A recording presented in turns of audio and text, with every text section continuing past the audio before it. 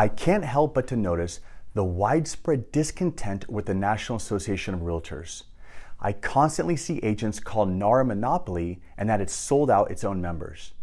Agents were unhappy with NAR long before the settlement, but certainly the new rules that come with the settlement have exacerbated the unpopularity. Oxford defines a monopoly as the exclusive possession or control of the trade in a commodity, product, or service. So I ask you, does NAR control the trade of real estate agency? Does NAR have any competitors? I can't think of any competitors.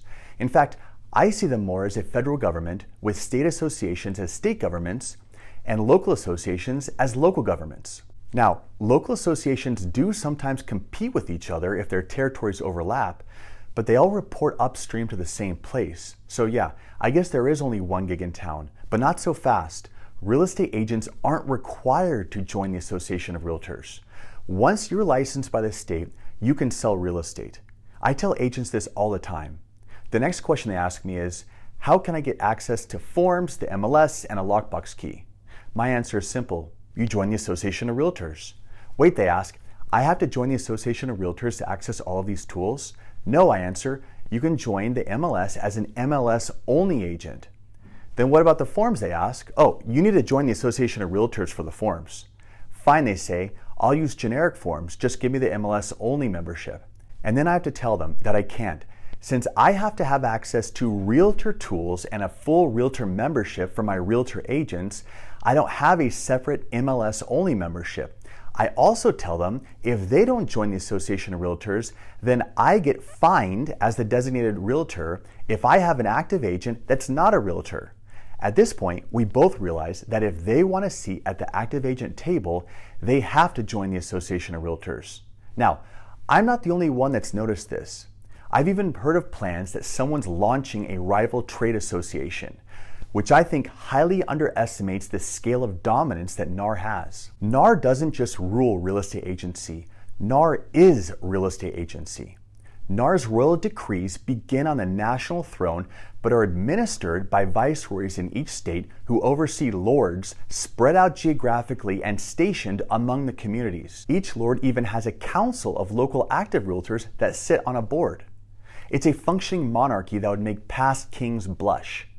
And they do this by demanding allegiance from the tools agents need, the MLS, lockbox providers, professional forms providers, etc.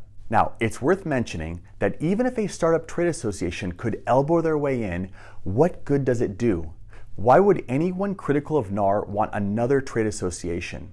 Isn't the whole issue that you don't want centralized rulemaking? Listen, I've put a tremendous amount of thought into this, and there's only one solution for anyone unhappy with NAR, and that solution is freedom and autonomy. And only one person can decide that for you, and that's you. No one is forcing you to join an association of realtors. You can go independent, you can use an independent MLS, and you can use independent forms. A while back, I even created a repository of open source real estate forms of every document you need to do a real estate transaction in California.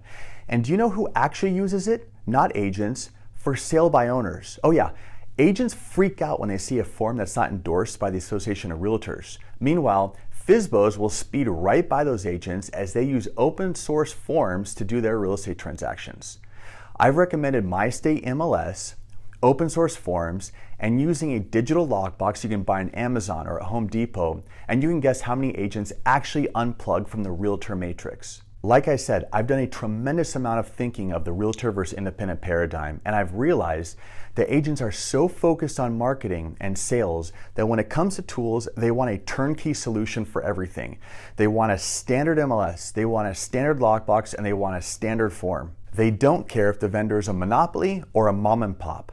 And I've also noticed the more successful an agent, the less they care about changing the system. So if you happen to be one of the people that doesn't like the NAR monarchy, then you're free to leave. All the tools for independent agents are right there.